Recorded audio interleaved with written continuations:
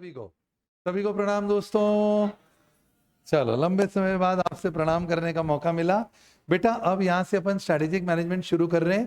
खूब एनर्जी के साथ आगे बढ़ेंगे। मेरुदंड सीधा रख, पहले तो स्पाइनल रेक कर लो। और ये लोग मुझे सबसे आखिरी लेक्चर ही देंगे कि सर आखिरी लेक्चर एकदम ऐसा एनर्जी वाला आपका जाना चाहिए। तो बिल्कुल अपन आखिरी में स्वीट डिश वाली चीज को लेकर चलेंगे आगे। अब सुनो बेटा, स्ट्रैटेजिक मैनेजमेंट 50 नंबर का पेपर है जो फाइनेंशियल मैनेजमेंट के कॉम्बिनेशन में आता है। हम सबको पता है, बहुत रेयर चांसेस होगा कि एफएमएसएम का सब्जेक्ट रुकता है ना। रिजल्ट आए हैं, आपने देखा होगा, मुझे बहुत प्राउड फील होता है। बच्चों ने भी बोला कि सर हमको अच्छा लग रहा है कि अपनी इंटरमीडिएट में भी बहुत अच्छे रिजल्ट आ रहे हैं। आपने मेरा स्टेटस चेक करा होगा, मतलब कहीं एकेडमी के पास रिजल्ट दिखाने को नहीं है।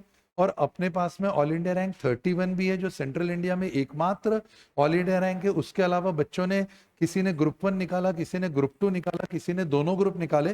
दोनों ग्रुप वाले कम है, पर एक एक ग्रुप बच्चों ने निकाल लिया। मतलब बेटा देख, इंस्टीट्यूट का जो विजन है वो अच्छे से समझ। देख, स्ट्रैटेजिक मैनेजमेंट का पहला लेक्चर मुंह दिखाई इस सब्जेक्ट की भी हो जाए, इंस्टीट्यूट की स्ट्रैटेजी बताता हूँ वो भी समझो, स्ट्रैटेजिक मैनेजमेंट से कोरिलेट करो। कॉर्पोरेट एग्जांपल्स होते हैं, केस स्टडीज होती है, आंसर राइटिंग होता है। मैं कैसे इसको पढ़ाऊंगा, कितने दिन में कंप्लीट करूंगा, सब आज 1 घंटे में इन टोटलिटी डिस्कस करूंगा। सुनो, पहली बात, तुम ये मानते हो कि बेटा इंस्टीट्यूट ने ये साल में 3 बार एग्जाम करने के पीछे का लॉजिक ये है कि बच्चा अगर पहली बार में पास नहीं हो रहा है, दूसरी बार फिर ट्राई कर ले भाई। तो पहली बार में टाइम पास करा, सुट्टा उट्टा मारने में रह गया, या किसी रिलेशनशिप में उलझ गया कि तुम मुझे बहुत अच्छी लगती हो वगैरह वगैरह एंड ऑल दैट, या फिर तूने पढ़ाई नहीं करी, मक्कारी में ही आ गया यारी दोस्ती में। ये 2-3 रीजन होते हैं। तो चल, तेरे को एक अटेम्प्ट और दिया, अब तू पास होके दिखा। नहीं हुआ, चल एक अटेम्प्ट और दे, अब पास होके दिखा। नहीं हुआ, छोड़ दे यार, ये लाइन जरूरी थोड़ी है। सबको चार्टर्ड अकाउंटेंट बनना जरूरी नहीं है। ऐसा फाउंडेशन में इंस्टीट्यूट का क्लियर कट मैसेज है बेटा।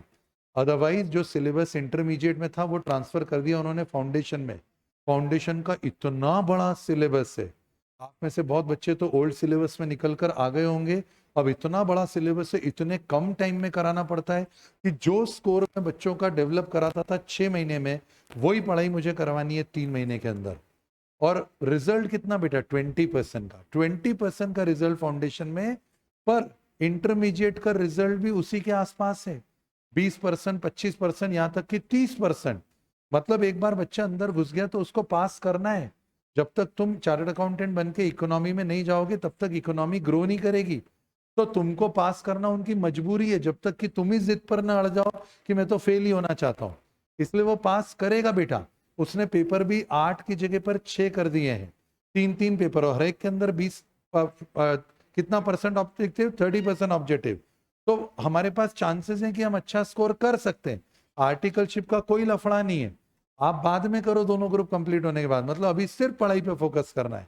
इंस्टीट्यूट बहुत क्लियर है भाई साहब। अगर आप नहीं क्लियर कर रहे हो फाउंडेशन, 2-3 अटेम्प्ट में क्लियर करो, नहीं होते हो लाइन से बाहर जाओ, कुछ दूसरा करो। अंदर घुस गए हो इंटरमीडिएट में, नहीं होते हो एक अटेम्प्ट बाद दे दो, नहीं होते हो एक और अटेम्प्ट अगला दे दो। पर बच्चे को देते रहना है ताकि वो जल्दी जल्दी एक एक ग्रुप क्लियर करके आगे बढ़े। क्या तुम सब सहमत हो इस अप्रोच से? Very good. अब हम स्ट्रैटेजिक मैनेजमेंट पढ़ेंगे तो क्या ये क्या है सर? बेटा ये स्ट्रैटेजी है, हर जगह स्ट्रैटेजी है। तुमको क्या लगता है मेरा लेक्चर सबसे आखिरी में रखा, क्या ये स्ट्रैटेजी नहीं है? आप बताओ कहां स्ट्रैटेजी नहीं है भाई साहब, एक जगह बता दो मेरे को। मेरा लेक्चर सबसे आखिरी में रखा है, स्ट्रैटेजी है। सर ये थोड़ा इंटरेस्टिंग लेक्चर है, एनर्जी वाला लेक्चर है, आप आखिरी में जाना, शुरू में मत जाना सर, शुरू में हमको दूसरे लेक्चर रखने। ओके, मैं तो ओके ही बोलता हूं। या फिर छोटी छोटी बातों में मुझे बताओ कि अगर लड़की को लड़का देख रहा है, परंतु लड़की को पता है वो मुझसे देख रहा है पर उसकी तरफ नहीं देख रही है, ताकि उसे तड़पाए, ताकि डिमांड सप्लाई में गैप क्रिएट हो जाए, क्या ये स्ट्रेटेजी नहीं है? अरे बाय डिफॉल्ट अपना ह्यूमन माइंड है, अपन बगैर स्ट्रेटेजी के सोचते ही नहीं है। हर बात पे स्ट्रेटेजी है। छोटा सा बच्चा है, वो बिना मतलब मेहमान घर में आते हैं तो दहाड़े मार के रोना शुरू कर देता है, घर वालों के सामने क्या है? स्ट्रेटेजी नहीं है, है स्ट्रेटेजी। तो स्ट्रेटेजी साला है क्या? देख बेटा, अब जिस तरह की दुनिया में हम एंटर करने जा रहे हैं, रिसोर्सेज बहुत लिमिटेड रहेंगे, ऑब्जेक्टिव बहुत बड़े रहेंगे, और एनवायरनमेंट बहुत हॉस्टाइल रहेगा। 3 वर्ड बोलूंगा, पूरे 1 घंटे में कई बार ये वर्ड्स आएंगे। जब भी हमारे पास में रिसोर्सेज लिमिटेड हो, हाथ ऐसे करो, जब भी हमारे पास रिसोर्सेज लिमिटेड हो, रिसोर्सेज लिमिटेड हो, एनवायरमेंट हॉस्टाइल हो, एनवायरमेंट कैसा हो, हॉस्टाइल हो, और गोल्स बहुत बड़े हो, कैसे हो, गोल्स बहुत बड़े हो, तब तुम क्या लगाओगे, स्ट्रेटेजिक मैनेजमेंट। पहला वर्ड क्या था, जब भी हमारे पास रिसोर्सेज बहुत लिमिटेड हो, एनवायरमेंट बहुत हॉस्टाइल हो। हॉस्टाइल ही वर्ड लिखना पड़ेगा मॉड्यूल में, हॉस्टाइल ही वर्ड लिखा हुआ है, आप उधर अनफ्रेंडली नहीं लिख सकते, उसको मजा नहीं आएगा, नंबर नहीं देगा। तो जब एनवायरमेंट बहुत हॉस्टाइल हो, रिसोर्सेज बहुत लिमिटेड हो और गोल्स बहुत बड़े हो, तब मैं क्या करूंगा, तब मैं स्ट्रेटेजिक मैनेजमेंट लगाऊंगा। मंजूर है? तो ऑब्वियस सी बात है, लड़की अगर मुस्कुरा रही है पर उसको देख नहीं रही, पर उसको पता है कि वो मुझे देख रहा है, रिसोर्सेज लड़के के पास लिमिटेड है, एनवायरमेंट बहुत हॉस्टाइल है, पूरी क्लास देख रही है, क्योंकि जब एक लड़की लड़के को देखती है, फिर एक लड़का लड़की को देखता है, फिर दोनों एक दूसरे को देखते हैं, फिर पूरी क्लास उन दोनों को देखती है, और जब दोनों मुस्कुराते हैं पूरी क्लास मुस्कुराती है, फिर रिजल्ट आता है बोथ ग्रुप का, और लड़का का एक ग्रुप ही क्लियर हो पाता है, तो वो जो लड़की है वो दीदी बन जाती है, वो सीए फाइनल में पहुंच जाती है। तो वो स्ट्रेटेजी तो तब से लगाना सीख रही थी, रिसोर्सेज लिमिटेड थे, एनवायरमेंट हॉस्टाइल था, गोल्स बहुत बड़े थे, हर किसी को स्ट्रेटेजी लगानी ही पड़ती है। मंजूर है? क्या श्री कृष्ण जी ने महाभारत में, सबसे पहले दोस्ती करना है, तुमको मजा आना चाहिए। अगर मैं मैथ्स पढ़ाने आऊं तो मेरे को ये क्रिएट होना चाहिए कि यार मैथ्स क्यों पढ़ना है यार बेटा, तो उसको वाई नहीं क्रिएट हुआ तो क्या मतलब होगा। भाई साहब ये ऐसा सब्जेक्ट है, अगर आपने ईमानदारी से पढ़ लिया और मैं जान लगा के पढ़ाऊंगा, आप आइडिया नहीं लगा सकते हो आप क्या कर सकते हो। मैं तो चार्टर्ड अकाउंटेंट नहीं, कंपनी सेक्रेटरी कुछ भी नहीं, पर इस लाइन में अगर ऐसा अंगद का पैर डाल के खड़ा हुआ हूँ तो उसके पीछे स्ट्रेटेजिक मैनेजमेंट का बड़ा रीजन है। अब कुछ स्ट्रेटेजी है। ये जो अभी आपने एनवायरनमेंट में टर्बुलेंस देखा, जो दिवाली पे पटाखे फूटे, ये जो आतिशबाजियां हुई, ये सब स्ट्रेटेजी है, सब स्ट्रेटेजी है। और है, पर अब ऐसे पब्लिकली नहीं बोल सकता ना यार, सब स्ट्रेटेजी है। वीडियो भी बना के मैंने डाला है, डियर स्टूडेंट ऐसा हाथ बांध के, उसमें आखिरी में बता दी स्ट्रेटेजी। आप स्मार्ट हो तो पकड़ ली होगी आपने, एक्सप्लिसिट नहीं, इशारा। मूर्ख आदमी जो चिल्ला चिल्ला के दहाड़े मार के नेगेटिव बात करके खुद का दूसरों का सबका दिमाग खराब होता है, तुम्हारे मेरे जैसा स्मार्ट आदमी तो एक लाइन बोलता है और पूरी बात क्लियर हो जाती है। समझदार को इशारा काफी और बेवकूफ को समझाना ही क्यों, समझदार को इशारा काफी और बेवकूफ को कभी नहीं समझाना। उसको तो बहुत मजा आता है कि मेरे को डिटेल में समझाओ, कहीं उलझ मत जाना समझाने में। एक्सप्लेनेशन दुनिया में कभी नहीं देना है, इशारे देना है, हिंट्स देनी है। समझदार आदमी उसको पकड़ लेगा, और बेवकूफ तो टारगेट में है ही नहीं ना, उसको समझा के क्या करेंगे। ठीक है, एवरीवेयर देयर इज स्ट्रैटेजी, हर जगह स्ट्रैटेजी। पर बेटा शंकर भगवान बनना पड़ेगा, गले में नाग डाल के भी चेहरे पे पीसफुल रहना पड़ेगा। मतलब अगर तुमको प्रेरक सर से कुछ सीखना है तो एक बात बता दूं कि हम जर्फ समंदर सी रखते हैं, दिल में तूफान भी हो तो चेहरे पे सुकून नजर आता है। क्या टर्बुलेंस नहीं हुआ होगा मुझे, है ना। एक छोटा सा एम्प्लॉय भी छोड़ दे तो टर्बुलेंस हो जाता है ना, और टर्बुलेंस को आप हैंडल करना सीख गए। आप अपने मम्मी पापा को कैसे ऑब्जर्व करके कब रोल मॉडल मानते हो ये बताता हूँ, फिर वापस टॉपिक पे आता हूँ। जब आप उनको देखते हो कि वो तमाम समस्याओं के अंदर भी शांत बने हुए हैं, जब आप देखते हो कि वो स्ट्रेस को हैंडल कैसे कर रहे हैं, मजे की बात है आपकी एक्चुअल लर्निंग तब शुरू होती है। तब आप देखते हो यार मेरे को इनके जैसा बनना है, मेरे को ऐसे बिहेव करना है, मुझे ऐसे रिएक्ट करना है। तो स्ट्रेटेजिक मैनेजमेंट पहली चीज बोलता है रिएक्ट नहीं करना है, रिस्पॉन्ड करना है। रिएक्ट करना मतलब तुरंत प्रतिक्रिया देना, रिस्पॉन्ड करना मतलब समय लेना, सही समय का वेट करना, और फिर सही समय आने पे जवाब देना। सरकार राज फिल्म के अंदर समीर एक बहुत अच्छा डायलॉग था, अमिताभ बच्चन चाय पीते पीते बोलता है, अमिताभ बच्चन, सरकार राज किसी को याद हो तो याद आएगा, कि हत्या करना जुर्म है, फिर एक सिप मारता है, फिर उसके बाद बोलता है सही समय पर हत्या करना राजनीति है। इतनी गहरी बात। सरकार राज, मेरा तो बस चलता तो बोलता रुक जा भैया, रिवाइंड कर, वापस से देखना इस शॉट को। स्क्रीन पे जब मैंने पहली बार देखा कि हत्या करना जुर्म है, फिर एक चाय का सिप मारा, फिर पॉज लेने के बाद अगला सेंटेंस दिया, सही समय पर हत्या करना राजनीति। तो एवरीवेयर देयर इज स्ट्रैटेजी, मैं तुम बच ही नहीं सकते। तुम रैंडमली आज की क्लास के अंदर मैं बहुत सारे एग्जांपल दूंगा, कोरिलेट करूंगा, पढ़ने का तरीका बताऊंगा, और उसके बाद में तो क्लास खत्म होते जब मैं बाहर निकलूंगा, तुम्हारे दिमाग में जो आए तुम वो पूछ लेना, सर इसमें कौन सी स्ट्रैटेजी, इसमें क्या स्ट्रैटेजी, हर जगह स्ट्रैटेजी। तो ये सब्जेक्ट बेटा तुमको इसलिए नहीं पढ़ाया जा रहा है कि 50 नंबर में से तुम 40 नंबर लाओ और ये बोलो कि यार मेरे को आंसर लिखना आ गया। वो तो तुम कर ही लोगे। मैं आंसर राइटिंग के लिए आधे घंटे का एक टाइम रखूंगा, और जहां पर तुम्हारे पीछे कोई एक व्यक्ति खड़ा होगा और वो आंसर राइटिंग करवाएगा कि भाई तुम आंसर लिखो, और वो एग्जैक्ट फॉर्म में आया कि नहीं आया, क्योंकि नंबर नहीं मिले तो मतलब ही क्या है। क्लास में मजा करना अलग है। क्या तुमने वो आलिया भट्ट का वो एड देखा है जहां वीको वज्रदंती में बोलती है कि वीको टूथपेस्ट मजेदार नहीं असरदार। मजेदार तो पिक्चर का टिकट भी होता है, तुम टिकट खरीद लो, पर अगर तुमको असर चाहिए दांतों पे तो तुमको वीको वज्रदंती लेना पड़ेगा। तो एक होगा मजेदार टीचर, बहुत मजा आएगा क्लास में, तुम प्यार करने लगोगे उस टीचर से, तुम लोग वाह यार। पर दूसरा होता है बेटा असरदार, जिससे शायद तुमको प्यार नहीं होगा, क्योंकि वो वैसी बातें नहीं करेगा जैसी बातें तुम सुनना चाह रहे हो, और आई बेट वो तुमको पास करवा देगा। और मुझे मेरी टीम के अंदर बहुत अच्छे से पता है कि मुझे मजेदार कम करना है और असरदार करना है, क्योंकि जो भी फीस तुमने दी है बेटा, और जो भी तुम टाइम और मनी का इन्वेस्टमेंट कर रहे हो, bye the end of the day what will be important is only results. तो याद रहे, कितना भी तुमको क्लास के अंदर मजा आए, पर अगर तुमको लिखना नहीं आ रहा है तो सब वेस्ट है। क्या तुम स्वीकार करते हो?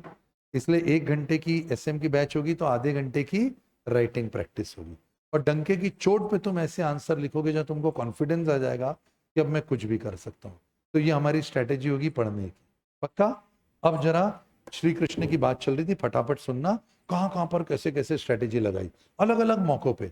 फिर मैं 5000 साल पहले श्री कृष्ण जी को लेकर सीधे अभी आ जाऊंगा, और रतन टाटा पे हम आ जाएंगे, और अलग अलग स्ट्रेटेजीज पे हम डिस्कस करेंगे।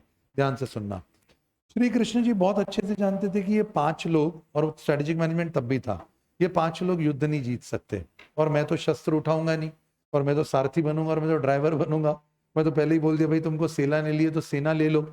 पर एक पिरामिड होता है बेटा, एक ट्रायंगल पिरामिड होता है, उस पिरामिड में सबसे नीचे वो लोग होते हैं जो सिर्फ जीवन में करने की बात करते हैं। श्री कृष्ण जी बोलते हैं टू डू। ये लोग बहुत मेहनत करते हैं पर जीवन में कहीं पहुंचते नहीं है, क्योंकि दिमाग से काम ही नहीं करते, सिर्फ टू डू पे रहता है लोअर मैनेजमेंट। मिडिल मैनेजमेंट जो होता है वो ये बताता है टू गो, हमको जाना कहाँ है, किधर पहुंचना है। और जो टॉप लेवल पे व्यक्ति बैठा होता है वो होता है जो बताता है कि ऑर्गेनाइजेशन को क्या बनना है, दैट इज टू बी। वापस से बोलो, सबसे नीचे वाला व्यक्ति टू डू, जो तुमको कभी नहीं बनना है। उसके ऊपर वाला व्यक्ति टू गो, जो बताता है कि कहाँ जाना है, वो भी नहीं करना है। उसके ऊपर वाले व्यक्ति टू बी, जिसको पता होता है कि मुझे क्या बनना है। श्री कृष्ण जी को बहुत अच्छे से पता था कि इन 5 लोगों से भी युद्ध जीता जा सकता है, और इसलिए उन्होंने उनकी टीम में आए, और जहां से भगवान लड़ रहे हैं वो तो हमेशा ही जीतेंगे, पर भगवान भी क्या चतुर चालाक यार, क्या चतुर चालाक। अगर आपको सिर्फ रूल्स रेगुलेशन पे चलना है तो आप श्री राम जी की आराधना करो। श्री राम जी का खड़े होने का पोस्चर ही अलग है, ऐसे खड़े रहते, नो मजाक, बिल्कुल stand straight. Sita ji stand straight, Hanuman why are you jumping, stand straight, Lakshman be strict, turn लो। मर्यादा पुरुषोत्तम 1008 महाराज श्री राम।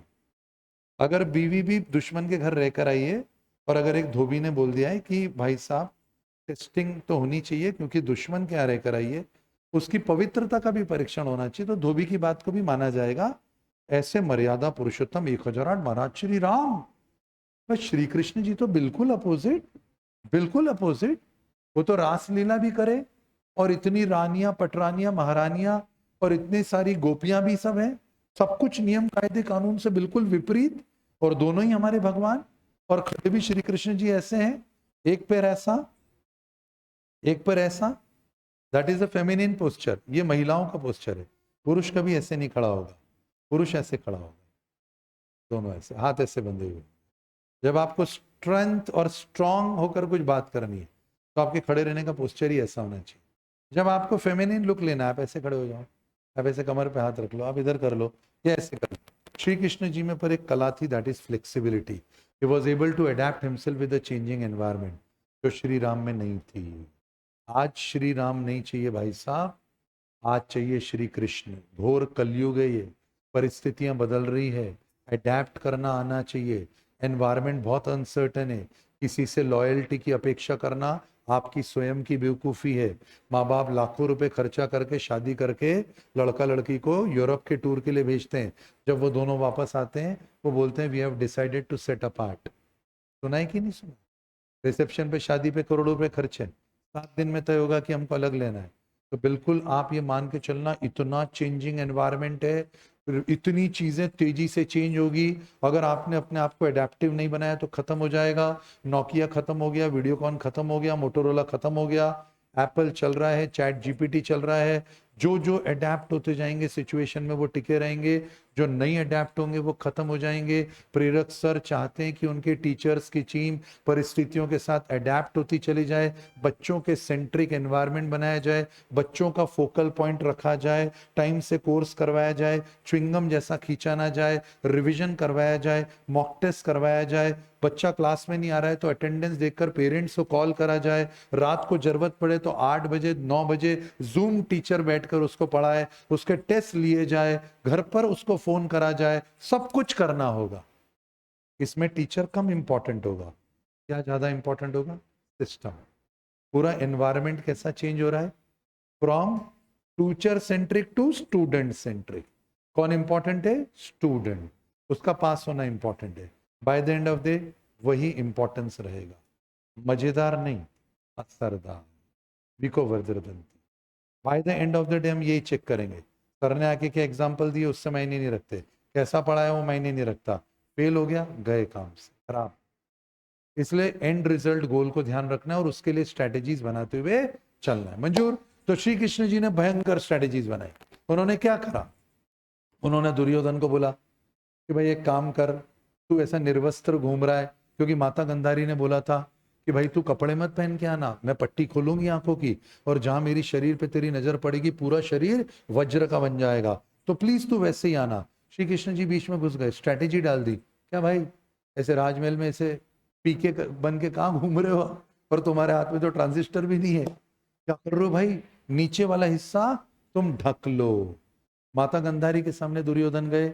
माता गंधारी ने पूछा तू वैसे ही आया ना जैसा तू पैदा हुआ था? बोला हाँ मैं वैसे ही आया। पक्का? बोला हाँ। पट्टी खोली, पूरा शरीर वज्र का हो गया, नीचे का हिस्सा कमजोर रह गया। जब युद्ध चल रहा था बिलो द बेल्ट मारना अलाउड नहीं होता है, but everything is fair in love and war. तक वानी मारेंगे नीचे तब तक मरेगा नहीं। इशारा करा श्री कृष्ण जी ने, नीचे ही मारना होगा, मारा और खत्म हो गया। ऐसी अलग अलग स्ट्रैटेजीज हमारे भगवान ने इस्तेमाल करी, क्योंकि बात सही गलत की नहीं थी ना, बात थी धर्म अधर्म की। और फिर उसको पाने के लिए हर तरह के रास्ते अपनाने पड़ते, क्या क्या और नहीं करा। उन्होंने बोला मैं सो के उठूंगा, सो के उठूंगा, जो मेरे सामने होगा उसको निर्णय लेने का मौका दूंगा। अर्जुन तुम भी आ जाना, दुर्योधन तुम भी आ जाना, और जो सबसे पहले बोलेगा कि मैं डिसीजन लूंगा तो फिर उसकी बात में मान लूंगा। सो के उठे, अर्जुन उनके पैरों के पास खड़े थे, दुर्योधन श्री कृष्ण जी के सर के पास खड़े थे। दोनों वेट कर रहे थे कि अभी श्री कृष्ण जी सो के उठेंगे। सो के उठता है आदमी तो उसकी निगाह कहाँ जाती है? पैरों पे की साइड में? पैरों पे। हम सो रहे, आंखें खुली हो गई। बोलो भाई तुम क्या चाहते हो, मेरी सेना कि मैं आऊंगा केवल एक ही? तो बोले नहीं नहीं नहीं नहीं नहीं सर। दुर्योधन बोले मेरे को पूछने का मौका दे दो, ये कर दो, चल तू बोल। श्री कृष्ण जी को बहुत अच्छे से पता था, जो स्ट्रेटेजिस्ट होता है उसको बहुत अच्छे से आउटकम पता होता है पहले से। तो उन्होंने पूछा कि बोल भाई तुझे क्या चाहिए? बोले प्रभु मेरे को तो फिर आप सेना ही दे दो, क्योंकि आप तो शस्त्र उठाओगे नहीं, तो ऐसी सिचुएशन में आप मेरे को सेना दे दो, आप मत आओ। और यही तो वो चाहते थे। और फिर वो चले गए इधर, सेना उधर चली गई। बोलो मैंने ट्रायंगल बताया था, सबसे नीचे है सेना और पिरामिड के सबसे ऊपर है श्री कृष्ण जी। बोलो गेम कौन पलटता है, ऑपरेशनल लेवल का व्यक्ति कि स्ट्रेटेजिक लेवल का व्यक्ति? ऑपरेशनल लेवल का व्यक्ति एक वर्ड बोला था, क्या करता है? To do. उसको सिर्फ करना आता है, सोचना नहीं आता है। उसके ऊपर का व्यक्ति क्या करता है?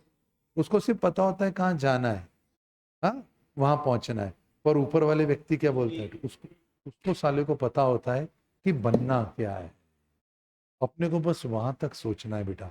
ये पूरा चैप्टर उस पिरामिड के वो टॉप ट्रायंगल पे खड़े होकर सोचने के बारे में कि हमको आखिरकार बनना क्या है। ये मत बोलना मेरे को सीए बनना, वो तो सब बनेंगे। सीए बनने के बाद तुझे क्या बनना है बेटा, वो भी सोचना प्लीज शुरू कर। चलो समझ गया आप क्या बताना चाह रहे हो? Very good. आजा, कैसे पढ़ेंगे ये देख। ये क्या है बेटा? ये 7 चीजें हैं जिन पे फोकस करना होगा। और 7 चीजें आप सभी सब्जेक्ट के अंदर फोकस करना शुरू कर दो, आप पास हो। आपको मेरी क्लास में आने की जरूरत नहीं है, कोई रिकॉर्डेड लेक्चर भी लेकर घर पे भी बैठ के पढ़ लेगा तो भी पास हो जाएगा, पर ये 7 चीजें पे फोकस करना पड़ेगा। और क्लास के अंदर पहली पंक्ति के अंदर बैठे और मुंडी हिलाई और बहुत अच्छा समझ में आ रहा है बोला तो भी जरूरी नहीं कि पास हो पाएगा, अगर ये 7 चीजें नहीं हुई तो। ऐसा हर सब्जेक्ट में होगा। इस लाइन का बहुत पुराना चावल हो बेटा। तो ध्यान से देखो, पेस एसएम की बुक, ये बुक मैं आपको दूंगा। ये बुक कलर्ड बुक है, ये बुक बहुत ईमानदारी से बनाई गई बुक है, और उस बुक के अंदर हर कलर का एक पर्टिकुलर सीक्वेंस है। ये बुक आपको मिल गई होगी, नहीं मिली हो तो आप ले लीजिएगा। ये बुक को जब आप खोलोगे तो इसके अंदर ये 5 चैप्टर हैं। इन 5 चैप्टर के बाद में यहाँ एक कलर कोडिंग करी है। बेटा ये कलर को जरा ध्यान से देख, ये कोई कलर्ड बुक बनाने के लिए कलर कोडिंग नहीं करी है। इस कलर में रेड कलर का जो कलर है वो इंडिकेट कर रहा है इंपॉर्टेंट, तो जो इंपॉर्टेंट है वो रेड से लिखा होगा, वो एग्जाम में लिखना ही पड़ेगा। फिर उसके बाद में हेडिंग, सब हेडिंग, टाइटल, डिस्क्रिप्शन, ऑथर के नेम ब्लू से होंगे, तो अपने को हेडिंग्स हेडिंग्स भी पढ़ना है एग्जाम के पहले, रिवीजन तो ब्लू कलर है। फिर उसके बाद केस स्टडीज जो होंगी वो वायलेट कलर से होंगी, सिर्फ केस स्टडीज पढ़ना है तो सिर्फ वायलेट कलर पे फोकस करोगे। फिर अगर एग्जाम्पल्स देखने या फिर निमोनिक्स देखने तो वो ब्लू कलर से होंगे, और ग्रीन कलर से कीवर्ड्स होंगे। तो ऐसे हम कलर्स को लेते हुए चलेंगे। फाइन, इसका एक वर्चुअल टूर किताब का मैं करवा रहा हूँ। अच्छा, पेस एसएम की बुक स्कैनर, स्कैनर इसी किताब में पीछे लगा हुआ मिलेगा। स्कैनर मतलब एग्जाम में आज तक जितने क्वेश्चन पूछे गए हैं वो सब स्कैनर के क्वेश्चन है, जो हम डिस्कस करेंगे बेटा, जिसकी आपको राइटिंग करनी पड़ेगी। जो क्लास में आधे घंटे का टाइम में विनय सर से जमा के कि सर मेरे को आधा घंटा राइटिंग करवानी है, और तुम अगर अनुमति दोगे तो आधे घंटे की राइटिंग ऑडिट के लिए, ताकि ये 2 सब्जेक्ट थ्योरी के सब्जेक्ट है। कॉस्ट एफएम न्यूमेरिकल है, बाकी कोई दिक्कत वाली बात नहीं, ये दो सब्जेक्ट थ्योरी है। तो ये मैं चाहूंगा कि 1 घंटे का टाइम लगे और आधे घंटे ऑडिट और आधे घंटे एसएम की डेली की राइटिंग प्रैक्टिस हो। घर जाके कोई लिखता नहीं है बेटा, टाइम रहता नहीं है। ठीक है साहब। आईसीआई के 5 अटेम्प्ट के पेपर सजेस्टेड आंसर हमेशा करना है। पूरा स्कैनर नहीं कर पा रहे हो तो 5 अटेम्प्ट के पेपर कर लो बेटा, पर 5 अटेम्प्ट के करना बहुत जरूरी है। पेस के एसएम के चार्ट्स, मैं चार्ट्स इसी किताब के अंदर देके रखे हुए हैं, तो आप जब भी इस चैप्टर को कंप्लीट करोगे तो बहुत सिंपल एक पेज में पूरा कलर्ड चार्ट आ जाएगा। तो जब रिवीजन करना है तो केवल ये चार्ट पढ़ के चले गए तो भी रिवीजन हो जाएगा। पक्का बेटा? उसके बाद एमसीक्यूज आईसीआई की वेबसाइट पर है, और जैसे अपन करते थे याद है सैट सेल्फ असेसमेंट टेस्ट, वैसे अपन जाके चैप्टर के बाद में एमसीक्यूज करेंगे।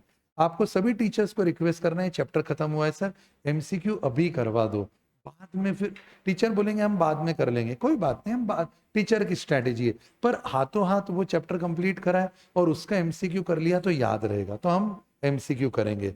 और एमटीपीज मॉक टेस्ट पेपर्स वो तो आते ही है बेटा, जो एग्जाम के पहले करने होंगे, और आरटीपीज अर्थात रिविजनरी टेस्ट पेपर्स, जिसमें मॉडल आंसर्स होंगे, जिन मॉडल आंसर को देखकर हम लिखेंगे। चले क्या बेटा?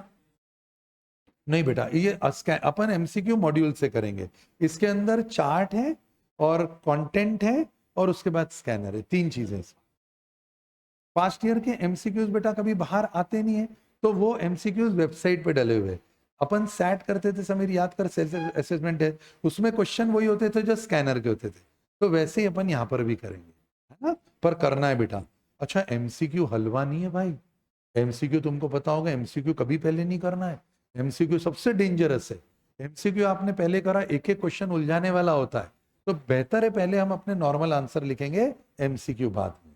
चलो ये समझ में आ गया सर, आगे बढ़ो। ये किताब का नाम है बेटा युद्ध शास्त्र। इसमें एक क्यूआर कोड भी ऊपर देके रखा हुआ है। जब हम क्यूआर कोड को स्कैन करेंगे, जैसे आप अभी चाहो तो स्कैन करके देख सकते हो, तो इस चैप्टर के आईएमपी क्वेश्चंस पे जो मैं समझा रहा हूं वो वीडियो चालू हो जाएगा, तो आपको पता चल जाएगा इस चैप्टर का आईएमपी देखना है तो क्यूआर कोड को स्कैन करो, तो मेरे 3-4 वीडियो छोटे छोटे 10-10 मिनट के आपको दिखने शुरू करेंगे, जिससे क्विक रिवीजन हो जाएगा। क्यूआर कोड हम फॉलो करेंगे। इस तरह के हमारे नोट्स होंगे बेटा, सारे कलर्ड नोट्स होंगे, हर वर्ड का मीनिंग होगा, नीचे स्पेस होगी लिखने के लिए जो हम स्पेस में लिखेंगे। ऐसे करते करते चलेंगे, डायग्राम के फॉर्म के अंदर है, क्वेश्चन के चैप्टर में बीच में भी क्यूआर कोड आ जाएगा, उसको स्कैन करा, मतलब ये आईएमपी क्वेश्चन है, हर आईएमपी क्वेश्चन पे क्यूआर कोड डाल के रखा हुआ है, तो आपको फटाक से 10 मिनट का एक वीडियो मिल जाएगा जिसमें मैं उस टॉपिक को समझाता हुआ आपको दिखूंगा। चलते जाएं बेटा, ऐसे करते करते करते ये चैप्टर्स चलेंगे, हर जगह पे एग्जाम्पल्स, पिक्चर्स, डायग्राम होंगे, बीच बीच में जो ये कलर में आएंगे ये केसेस होंगे, तो हमको केसेस को भी देखते देखते चलना। ठीक है साहब बच्चों, ये रहा स्कैनर। स्कैनर कहां से स्टार्ट हो रहा है दोस्तों, आप चेक करो, नवंबर 2008 से। तो जो बच्चा बहुत डिटेल में करना चाहता है वो वहां से स्कैनर को देखे। पर अगर एक बच्चा है जिसको लगता है कि नहीं यार सर इतना नहीं, तो मैं भी स्ट्रांगली रिफर करूंगा यहां से। मैंने कौन से कलर्स का क्या मीनिंग बताया था बोलो। रेड क्या था, ये आईएमपी क्वेश्चन है, ये तुम्हारी कॉपी में तुम्हारे हाथ से मैं लिखवाऊंगा, तो तुम लिखोगे इसको, अपने हाथ से ही आंसर बनाओगे आप, और एग्जाम में छाप के आ जाओ, क्योंकि ये बार बार आएगा। वायलेट क्या बताया था, केस स्टडी है ये, 5 नंबर की case study, Elvis global is, ये नहीं पढ़ते हैं। हमेशा केस स्टडी को आखिरी लाइन से पढ़ते हैं। बेनिफिट्स ऑफ स्ट्रेटेजिक मैनेजमेंट, कुछ भी नहीं है, बेनिफिट ऑफ स्ट्रेटेजिक मैनेजमेंट के पॉइंट्स देंगे वही लिखने। ऊपर की कहानी उसने सिर्फ इसलिए बनाई है ताकि बच्चा उस कहानी को देखकर उलझे, कुछ उलझने की जरूरत नहीं है। ऊपर ऊपर से वर्ड्स लेंगे और लिखेंगे वही जो बेनिफिट ऑफ स्ट्रेटेजिक मैनेजमेंट में अपने नोट्स में होगा। और अपने नोट्स कुछ नहीं बेटा, मॉड्यूल को लेकर बनाया है, बहुत सिंपल है, चिंता ही मत करना। मॉड्यूल लिया है, इंस्टीट्यूट का मटेरियल है, उसी को पैराग्राफ को कट करके कीवर्ड्स को लेके कलर करके डब्बे बना के डायग्राम बना के आप वर्ड बाय वर्ड उसको चेक कर लेना। और वो बहुत इंटरेस्टिंग मॉड्यूल कर दिया है, कलरफुल फॉर्म, ठीक है, क्योंकि अपने को लिखना कलर में ही है बेटा। और ये अपना आ गया, और ये देख ये क्या है, कर केस बेस्ड है। बहुत तेरी, पेपर का पैटर्न बदल गया, ये क्या है, केस बेस्ड है। ये क्या है भाई, केस बेस्ड है। मतलब पेपर तो वो रहा ही नहीं जैसा पेपर पहले आता था, पेपर तो बदल चुका है। पेपर बदल चुका है, ये कहां से पता चल रहा है, इसके स्कैनर को देख के, लेटेस्ट 5 अटेम्प्ट के। हमने जैसे सीए फाउंडेशन करा है बेटा, वही यहाँ पर भी करेंगे, है ना, कुछ अलग नहीं बेटा। देखो तुम फाउंडेशन की एग्जाम देकर आए हो बच्चों, मतलब अंदर की बात है, तुमने सब चीजें महसूस करी है, देखी है। मैं ये बात यूट्यूब पर वीडियो पे नहीं बोल सकता, पर तुम मेरे अपने बच्चे हो, मैं तुमसे सच नहीं छुपा सकता। तुम सबको पता है बच्चा, कि बच्चा का पास का रिजल्ट और ये सब तो हम दिखाते हैं, नाम नहीं दिखा सकता बेटा। क्या फर्क पड़ता है, ये नाम कोई होगा तुम्हारा दोस्त दोस्त, पर ये लेटेस्ट रिजल्ट है, कहाँ फेल हो रहा है वो। 220 पे पास, लॉ में 30, 213 में पास, लॉ में 28, 207 पे पास, लॉ में 30, 206 पे पास, लॉ में 34, फाड़ के रख दिया उसने इंस्टीट्यूट में। 206 पे पास, लॉ में 31, 206 पे पास, लॉ में 34, पूरा पेज लॉ का है, पूरा लॉ का। अरे जादू टीचर है भाई जो पढ़ा रहे हैं, पर क्या करें, उससे क्या फर्क पड़ता है, किससे फर्क पड़ता है, एग्जाम में लिखा कैसे, राइटिंग एबिलिटीज है कि नहीं है। भाई साहब, मतलब इट्स एन आई ओपनर, खुली की खुली रह जानी चाहिए, तो होश ऐसे हो जाने चाहिए, मजेदार नहीं, असरदार। नहीं लिख पा रहे तो कोई मतलब नहीं है भाई, मैं कितना भी अच्छा ऐसे में पढ़ाऊं, तुमको कितना मजा आए, तालियां बजाओ, सीटी बजाओ, नाचने लग जाओ, सब झूठ। अगर आंसर ही नहीं लिख पा रहे तो गए काम से। तुमको थोड़ा सा कम अच्छा लगे, फॉर एग्जाम्पल यार भंडारी सर मजाक मस्ती नहीं करते यार, एकदम स्ट्रेट फेस से पढ़ाते हैं, पर चेक करो ना, उनको बोलना सर लेटेस्ट ऑडिट के रिजल्ट बताओ क्या है, पूछना है, मैं नाम लेके बोल रहा हूँ, पूछना है। टॉपर ऑडिट किसका है सर, इतनी अकेडमी है, बताओ कहाँ का है, पूछना है बेटा। मतलब बहुत स्ट्रेट चल, मेरी किसी बात को नहीं मानना है, किसी की किसी बात को नहीं मानना। Bye the end of the day तुझे देखना है भाई साहब, पास होना चाहिए, और पास तो होना बेसिक है ना, बाकी सारी चीजें तो सेकेंडरी है। क्या है, नॉन मैथ्स वाला बच्चा है जिसने 2 साल से मैथ्स नहीं पढ़ा है, और ये सब ढेर, मैं तुम्हारे सामने स्क्रॉल करते जा रहा हूँ, पहला कॉलम है account, law, QA, eco, check करो ना तुम, चेक करो ना ये सब जो स्कोर चल रहा है, इसमें वो क्यूए में फेल हो रहा है कि पास हो रहा है। अरे 10% बच्चे भी नहीं होते मैथ्स वाले भाई साहब, क्लास के अंदर ले जाके बताओ, पर डरा के रखा हुआ है, मरेगा बेटा। हाँ डिफरेंशियल नहीं करा, दो डिफरेंशियल का 2 घंटे का वन शॉट ले रहा हूँ, देख लेना। ओके सर, आएगा, तूने टेस्ट नहीं दिया, गया, फेल है तू, आप बात कर रहे हो, मैं वो भी लेने वाला हूँ, वन शॉट में बैठ जाना। डराया कि नहीं डराया तुमको मैंने, तुम कैसे हो गए, फेल होना, फेल हो जाएंगे जाएंगे, मैं तो नॉन, कितने नॉन मैथ्स है, पूरी क्लास नॉन मैथ्स। अब तो 3 बच्चे होते 300 में से जो मैथ्स के होते, 3। मेरे को पता होता है, हे भगवान, अगर इनको नहीं कराया तो एग्जाम के पहले 100 IMP क्वेश्चंस बना के दे रहा हूँ। 100 IMP क्वेश्चन यूट्यूब पे जाके चेक करा, जो मैंने कभी नहीं करा। मेरे को पता है इसको पास करवाने के लिए मजबूरी में देना पड़ेगा, तो 100 IMP क्वेश्चन करके जा भाई, होगा नहीं होगा मेरी जिम्मेदारी। 25 साल से पढ़ा रहा हूँ, मेरे को पता है पेपर में क्या आएगा, मेरी बात मान ले। नहीं आ रहा, ये असिस्टेंट फैकल्टी बैठी है, तेरे डाउट क्लियर करी कर। सर इसको आया कि नहीं आया, नहीं आया, इसको फिर से कराओ। तो बेटा पप्पा को फोन लगा दो, मैं नहीं आया, पप्पा को फोन लगाओ, करना पड़ेगा। पप्पा को फोन लगा, अच्छा मैं कर रहा हूँ। मार मार के, डंडे मार मार के, प्यार से करते। एक मैथ्स में फेल हुआ है, 34 नंबर वाला, अभी तक सब मैथ्स से पास है, देखते जाना। मतलब तुमने साला जीवन का सबसे बड़ा डर मैथ्स, जो 2 साल तुमने नहीं पढ़ा, उसको तुम पार लगा गए। बस थोड़ा सा एक स्ट्रेटेजी मैंने यूज करा, टेस्ट होंगे तुम्हारा तो मेरे को नहीं पता, इनको तो मैंने डेली टेस्ट कर दिए। खून पी गया मैं इन बच्चों का। इनके डेली टेस्ट होते हैं, पूछना। और मैं ही तय करता हूँ, अकाउंट का टेस्ट भी मैं ही बताऊंगा कब होगा, इको भी, लॉ भी, ये भी, सब। एक भी दिन नहीं खाली छोड़ना। तुम्हारा सैटरडे कैसे फ्री हो, उस दिन भी टेस्ट होना चाहिए। तो अब वो करा तो रिजल्ट आना शुरू हो गया है, और नहीं करेंगे तो जाएंगे। तो इंटर में नहीं कर सकते हैं कि यार हमने अपना जीवन का सबसे बड़ा डर जीत लिया यार, हम नॉन मैथ्स हो गए, हमने मैथ्स क्लियर करा है। आंकड़े भाई मेरे मन के बनाए हुए थोड़ी फैक्ट है, और मैं कुछ भी गलत बोलूंगा तुमको, दूध पीते बच्चों 2 मिनट में पकड़ लोगे कि गलत बात बोल रहे हैं सर, मैं तो डेटा पे बात कर रहा हूँ। तो फिर हम क्यों नहीं क्लियर कर सकते इंटर? भिड़ना पड़ेगा यार, सब्जेक्ट्स कम हो गए, हमारे पास टाइम पर्याप्त है, राइटिंग प्रैक्टिस करनी है, टेस्ट देना है, जहाँ गलतियाँ उसके लिए रिकवरी करना है, हम कर जाएंगे। Not a big deal. कहाँ स्ट्रैटेजिक मैनेजमेंट नहीं है भाई साहब? मैं फिर पूछूंगा आपसे, एक जगह बता देना कि सर ये वो है, मंदिर में खाना खिला रहे हैं सर, देखो कितना धर्म का, कितना पुण्य का काम कर रहे सर। तो बुद्धू है, तो कुछ नहीं पता। मंदिर में खाना खिला रहे, पुण्य का काम कर रहे, तूने स्ट्रैटेजिक मैनेजमेंट पढ़ा ही नहीं मतलब, या फिर मेरी क्लास में तो तू बैठा ही नहीं होगा। भाई साहब, there are no free lunches in this world. दुनिया में मुफ्त का कुछ नहीं होता है। अब आपने भी हमको पैदा करा है, तो कहीं ना कहीं उनकी भी एक्सपेक्टेशन जुड़ी हुई है। तो बेटे देख, अभी तो हाथ पैर रिष्ट पुष्ट मैं तेरे को खिला पिला रहा हूँ, जब मैं बुढ़ा हो जाऊँ तो मेरे को वृद्धाश्रम में मत छोड़ना, तेरे को मेरा ख्याल रखना पड़ेगा। तो याद रख, there are no free lunches in this world. मुफ्त का खाना भी लंगर में खिलाया जा रहा है, तो उस धर्म के प्रति आस्था बनाने के लिए। मैं पूरा दिमाग तुम्हारा खराब कर दूंगा इस सब्जेक्ट, तुम्हारी सोच पूरी प्रदूषित कर दूंगा मैं। तुमको कहीं पर भी स्ट्रेटेजिक मैनेजमेंट के अलावा कुछ दिखेगा ही नहीं। पर मैं मजबूर हूँ, मुझे इस सब्जेक्ट के साथ न्याय करना ही पड़ेगा, मुझे तुमको सच बताना ही पड़ेगा। Everywhere there is strategy. चलो सर आगे बढ़ते हैं।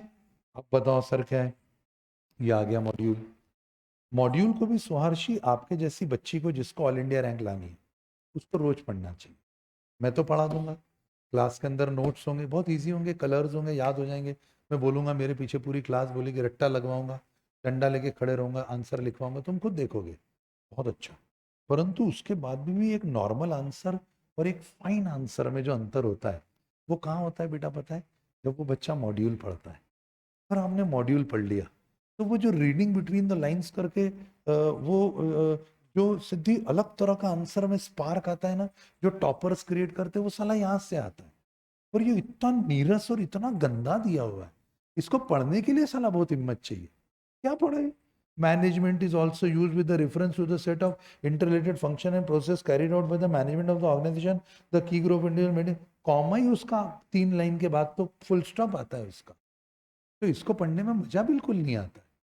तो लिखना तो यही है, पर उसको जाकर भाई साहब किसी और तरीके से लिखना पड़ेगा, तो बच्चे को बेहतर समझ में आएगा। उसी बात में से टीचर को डिसाइड करना पड़ेगा कि बेटा तेरे को तो यहाँ पर ये स्ट्रैटेजिक मैनेजमेंट की डेफिनेशन है ना, इसमें देख strategic management box of tricks नहीं है, बॉक्स ऑफ ट्रिक्स नहीं है, बंडल ऑफ टेक्निक्स नहीं है। और क्या है ये तो एनालिटिकल थिंकिंग है और commitment of resources to the action है। तो बेटा तेरे को याद रखना है, स्ट्रैटेजिक मैनेजमेंट क्या नहीं है, तो पूरी क्लास चिल्लाएगी बॉक्स ऑफ ट्रिक्स नहीं है। क्या नहीं है? ये बंडल ऑफ टेक्निक नहीं है, बॉक्स ऑफ ट्रिक्स नहीं है, ट्रिक्स लगाने का नाम स्ट्रैटेजिक मैनेजमेंट नहीं है, टेक्निक लगाने का नाम स्ट्रैटेजिक मैनेजमेंट नहीं है। तो स्ट्रैटेजिक मैनेजमेंट क्या है? स्ट्रैटेजिक मैनेजमेंट का नाम है एनालिटिकल थिंकिंग। कोई भी चीज हो रही है तो उसका प्लस और माइनस देखना है। जो जो मेरे जीवन में हुआ 25 साल के अंदर, 5 बार बड़े झटके मुझे लगे हैं इस लाइन में, still I am going strong and stout.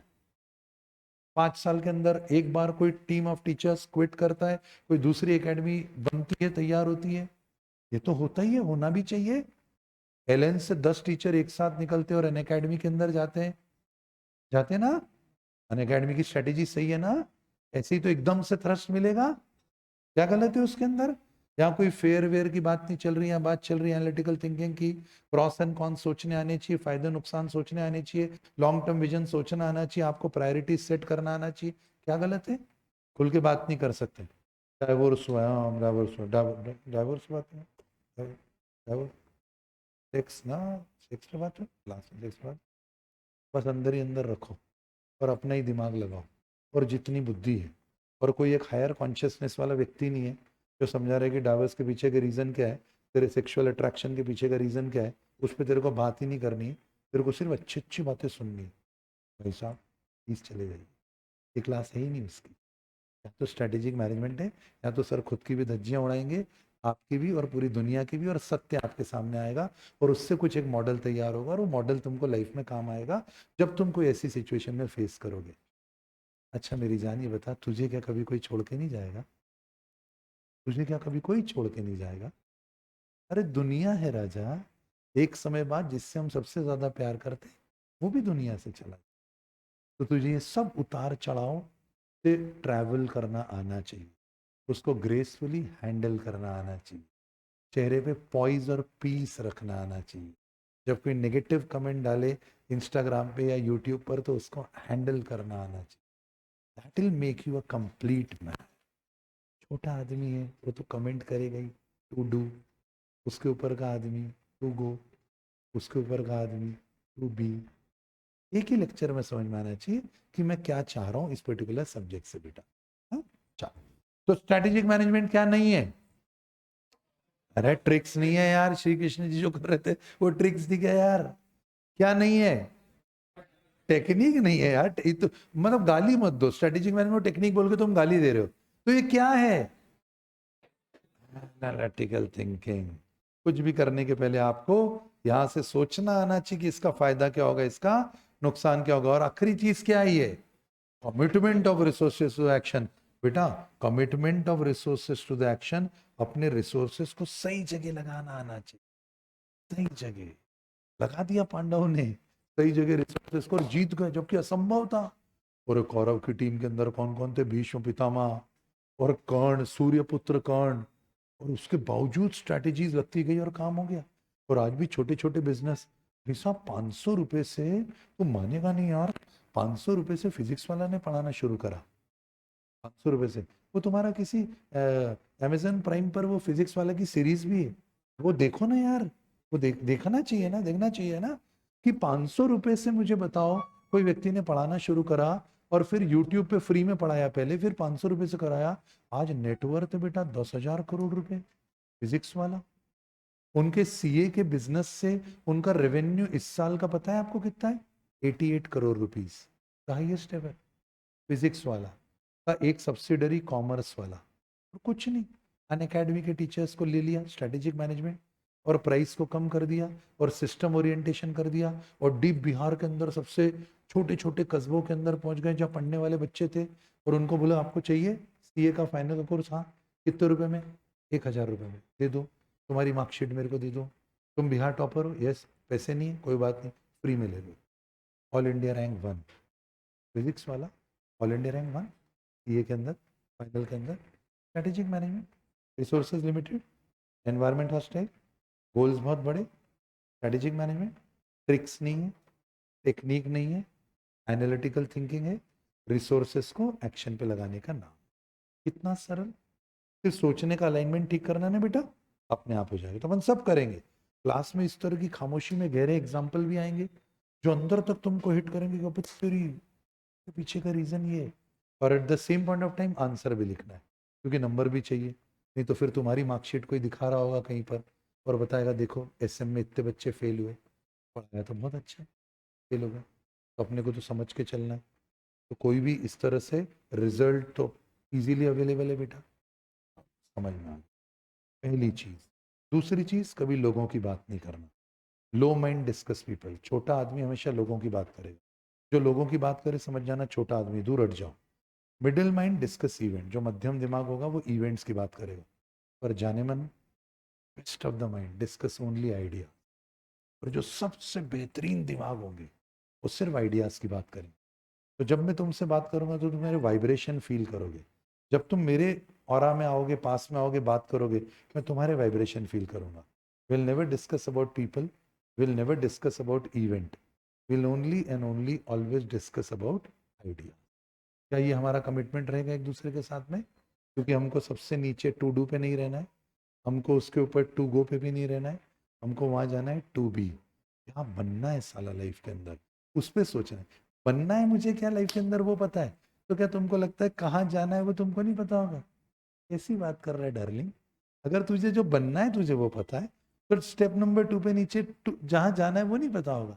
तुझे जाना जहां है वो तुझे पता है, तो तुझे ये नहीं पता होगा तुझे करना क्या है। ऑब्वियसली। तो हम वहां से स्टार्ट करेंगे। And top level is strategic management, middle level is normal management, है ना, मिडिल मैनेजमेंट, और सबसे नीचे का लेवल इज ऑपरेशनल मैनेजमेंट। बहुत बढ़िया बात। ठीक है सर, यहां तक मुझे समझ में आया। आगे बोलिए। स्कैनर करेंगे, मॉड्यूल करेंगे, ये करेंगे। पेपर कैसा आता है? ये रहा पेपर। कैसा पेपर है यार? बदल दिया, पूरा पैटर्न बदल दिया है। कुछ भी नहीं स्ट्रेट पूछना है उसने, सीधे पैराग्राफ देता है। मेसर्स एमटीएस, लेटेस्ट पेपर सितंबर 24 का। Messrs MTS limited is one of the mobile telephone service company. कुछ नहीं पढ़ना है, सीधे आखिरी लाइन पढ़ना है। Given situation identify organisation structure. कौन से चैप्टर का टॉपिक है ये? ऑर्गेनाइजेशन स्ट्रक्चर का टॉपिक है। Outline the merits and demerits for the structure. हमको ढूंढना पड़ेगा कौन सा स्ट्रक्चर है, पिरामिड स्ट्रक्चर है कि फ्लैट स्ट्रक्चर है, और फिर उसके मेरिट्स और डीमेरिट्स है। ऊपर की कहानी सिर्फ डराने के लिए देके रखी। आ रहा है? अगला क्वेश्चन वापस से पूरा कहानी, कहानी के नीचे फिर एक लाइन में दिया जाएगा, which retrenchment strategy company should adopt. Retrenchment मतलब पीछे हटना। आगे बढ़ना जीवन में जरूरी नहीं है, कभी कभी पीछे भी हटना पड़ता है। श्री कृष्ण जी ने मैदान छोड़ा, उनको रणछोड़ बोला गया, क्योंकि रण छोड़ दिया उन्होंने। तो ये भी अपने आप में पीछे हटने की रणनीति। अगर वो रुकते वहां पर उस समय, तो ऐसी सिचुएशन में विध्वंस हो जाता। तो that is important to step back in life, है ना। ये भी स्ट्रेटेजिक मूव है बेटा। फिर कहानी, यार सीधा क्वेश्चन तो गया, काम से है ही नहीं। Which strategy is considered by the company. और बहुत सरल पेपर है, मैंने देखा है ये, 24 साल से देख रहा हूं मैं इस सब्जेक्ट को। Out of the strategy suggested by Michael porter. Michael porter का मॉडल है, तो मुझे पता चल जाएगा माइकल पोर्टर का मॉडल क्या होता है। मैं लिख दूंगा माइकल पोर्टर का मॉडल। आखिरी लाइन पढ़ेंगे और उसके एडवांटेज और डिसएडवांटेज पढ़ने होंगे, क्योंकि मैं पढ़ाऊंगा फिर उसके बाद आपको लिखवाऊंगा भी तो सही बेटा, लिखना भी तो पड़ेगा आपको। फिर एक सीधा क्वेश्चन दिख रहा है, छठा मतलब केस नहीं है, एक बी वाला भी कोई विशेष केस नहीं है। फिर सेवेंथ का एक कोई केस नहीं है, बी भी केस नहीं है, एट्थ वाले में भी कोई केस नहीं है, और ये खत्म हो गया पेपर हमारा। कितने नंबर के क्वेश्चन? 5 नंबर के। 5 नंबर के क्वेश्चन में से हमको कितने नंबर के पेपर करना है? 35 नंबर का चॉइस है आपको। कितने क्वेश्चन बोले उन्होंने? ये टोटल कितने क्वेश्चन हो गए? 5, 6, 8। तो 2 क्वेश्चन में चॉइस मिल जाएगी, आप चॉइस में ले सकते हो। 35 का पेपर करना है। 15 नंबर का क्या होगा? वो एमसीक्यू, है ना। एमसीक्यू बाहर नहीं आते, तो एमसीक्यू को कोई नहीं देख सकता, ऐसा सोचना गलत है। एमसीक्यू रखे हुए हैं कहाँ पर? इंस्टीट्यूट के मॉड्यूल जो लेटेस्ट आ रहे हैं उनमें वो एमसीक्यूज जो डाल रहे हैं वो वही जो पेपर में है, या फिर वो कहाँ पर पड़े हुए हैं? सैट में। सैट क्या है? सेल्फ असेसमेंट टेस्ट, जो कहाँ मिलता है? वेबसाइट पे, जो हमने कहाँ करा था? फाउंडेशन में। जो मैं चैप्टर कंप्लीट होने के बाद तुमको लेके जाऊंगा कि बेटा इसका सैट देख लो, इसका सैट देख लो। 5 तो चैप्टर है अपने, एक चैप्टर 10 दिन, 5 चैप्टर 50 दिन। 50 दिन में सिलेबस कंप्लीट। पर उसमें 2 महीने लग जाएंगे, क्योंकि 8 दिन चले जाएंगे एक हफ्ते, एक संडे का। तो एक महीने में 4 संडे, 2 महीने में 8 संडे, तो हम 2 मंथ्स में कंप्लीट करेंगे। तो जैसे मैंने शुरू करा 6, शुरू करा है तो अब कोई छुट्टी नहीं होगी। अब 6 तो अब लगातार लगातार, तो 6 दिसंबर, 6 जनवरी। कोशिश करेंगे 31 तक हो जाए तो वेल एंड गुड। थोड़ा एक्स्ट्रा अगर टाइम ले लें और टाइम कहीं से बढ़ जाए तो बहुत अच्छी बात है। अदरवाइज 31 दिसंबर एक डेडलाइन बना लेंगे कि भाई तब तक हमारा कोर्स हो जाए। संडेज को कोई एक्स्ट्रा क्लास नहीं, कोई छुट्टी नहीं रहेगी, रेगुलर वर्किंग डेज पे रोज हम करेंगे बेटा। 1 घंटे का पढ़ना, आधे घंटे का राइटिंग प्रैक्टिस में थोड़ा विनय सर से टाइम जमा के चाहूंगा कि ऐसा हो जाए। ये हमारा सिलेबस। आ जाओ भाई, क्या सिलेबस? बहुत सरल सिलेबस। पहला chapter introduction to strategic management. Introduction ही तो है, परिचय तो देना है। Introduction to strategic management. Introduction to strategic management में हम पढ़ेंगे अच्छा कि स्ट्रेटेजिक मैनेजमेंट क्या होता है, जो भी मैंने बात करी आपसे। मोर इम्पोर्टेंटली बेटा, ये जो इंट्रोडक्शन टू स्ट्रेटेजिक मैनेजमेंट हम पढ़ रहे हैं या ये पढ़ रहे हैं, इसमें मैं इंदौर की केस स्टडी से सब कोरिलेट करता हूँ। इंदौर अगर 7वीं बार नंबर 1 आया तो यार कोई तो स्ट्रेटेजिक मैनेजमेंट होगा ना, ऐसे नहीं बन सकते थे अपन नंबर 1। और भाई साहब नाले बहते थे यहाँ पर, निकलो तो ऐसा मुंह पे रुमाल रखना पड़ता था, ऐसी हालत थी इंदौर की। खान नाला, उसको खान नदी में परिवर्तित करा, कचरे के ढेर लगे होते थे, ट्रेचिंग ग्राउंड, वहां पर लोगों ने बोल दिया था भैया हमको यहाँ से शिफ्ट करो, और आज वो ट्रेचिंग ग्राउंड के अंदर बैठकर आप खाना खा लो, ऐसा हो गया है। मॉडल रोड तैयार हो रही है, आरएनटी मार्ग वाली जो रोड है, जो अपने यहाँ पर गाड़ियां चलती बायोफ्यूल से, वो बायोफ्यूल वो कचरे को ट्रांसफॉर्म करके बायोफ्यूल बनता है। मतलब अपन ने भाई साहब वो वेस्ट में से पैसा जनरेट कर लिया। ये सब स्ट्रैटेजिक मैनेजमेंट है। कैसे कराइए? केवल नंबर के लिए मत पढ़ना भाई साहब, मैं तो आईएमपी मार्क करा देता हूँ अब भी। एक चैप्टर में 3, 5 चैप्टर में 15, उसका मॉडल आंसर याद कर लो, समझा देता हूँ, एग्जाम में लिख के आ जाओगे, पास हो जाएंगे, चिंता ही मत करो। 7 डेज के अंदर रिवीजन करूंगा तब वो बताऊंगा आखिरी में। मोर इंपॉर्टेंट इज दैट इसको पढ़ते पढ़ते लाइफ में कैसे यूज करना है सर, आप ये बता देना। आपने कैसे कराई आप ये भी सिखा देना। Chapter 2 strategic analysis. बाहर का एनवायरनमेंट एक्सटर्नल होता है, अंदर का एनवायरनमेंट इंटरनल होता है। बाहर के एनवायरनमेंट में 2 चीजें होती है, अपॉर्चुनिटी एंड थ्रेट। अपॉर्चुनिटी मतलब क्या क्या अवसर है, थ्रेट मतलब किन चीजों से मेरे को डर लगता है, वो तो रहता ही रहता है। उसको ध्यान से स्टडी करेंगे इस चैप्टर में। हमने कचरे के डब्बे बना दिए, गीला कचरा सूखा कचरा, भाई गीला कचरा इसमें डालना, सूखा कचरा इसके अंदर डालना, सेग्रीगेशन करना, हमारी गाड़ी आएंगी कचरे को उठाएंगी, हम इंदौर को नंबर 1 बनाएंगे। परंतु साहब लोगों की आदत भी तो ठीक करनी पड़ेगी। चैप्टर नंबर 3 इंटरनल एनालिसिस, लोगों को डिसिप्लिन में आना पड़ेगा। आज ये हालत होती है कि कोई कचरा, अपन ने च्युइंगम खाई कचरा हुआ तो फेंकने की इच्छा नहीं होती, हम लोग यार अपना इंदौर है यार, 7 बार नंबर 1 है, जेब में रख लेते ना अपन, फिर कोई कचरे का डब्बा आएगा वहां फेंक देंगे। ऐसा कल्चर डेवलप करा। तो केस स्टडी चल रही है आईएम्स के अंदर, ये केस स्टडी हुई है कि इंदौर नंबर 1 कैसे आया है, 7 टाइम्स नंबर 1 के पीछे की केस स्टडी, उसको मैं चैप्टर से कोरिलेट कर रहा हूँ। तो भाई हमने, अब देखो सफाई दिन भर, रात को भाई साहब आप 12, 12:30, 1 बजे तक के निकलो, आपको वो जर्मनी से लाई हुई गाड़ियां दिखेंगी जिनमें नीचे पोछा लगा हुआ रहता है ऐसा ब्रश जैसा, और पानी डलता है, और वो सड़कें धुलती हैं भाई। इंदौर में सड़कें धुलती हैं। पटाखा हो जाए दिवाली में, राजवाड़ा पे होली हो जाए, गेयर निकल जाए, अगले दिन 24 घंटे के अंदर तो पूरा चकाचक साफ। यूनेस्को के अंदर पहुंच गई भैया इंदौर की गेयर, ये कौन है और कौन सा नगर निगम है और कैसे काम कर रहे, पगला गए।